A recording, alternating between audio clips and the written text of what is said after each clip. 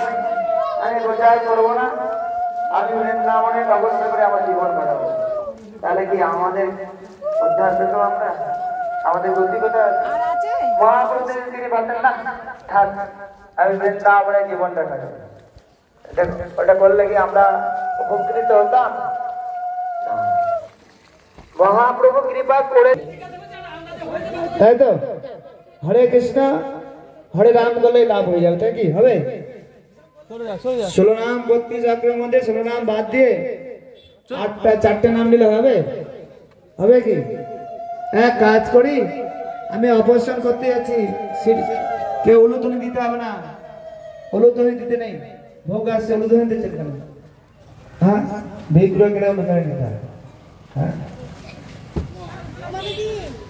এদিকে হরে কৃষ্ণ কৃষ্ণ কৃষ্ণ হরে হরে, হরে রাম রাম রাম হরে হরে।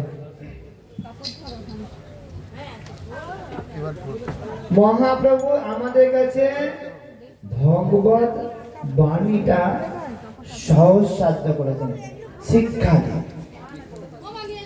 তিনি প্রথম শিক্ষা নিয়েছেন তার গুরুদেবের কাছে, ঈশ্বর পরিপাদের কাছে। নাম জপ, দীক্ষা,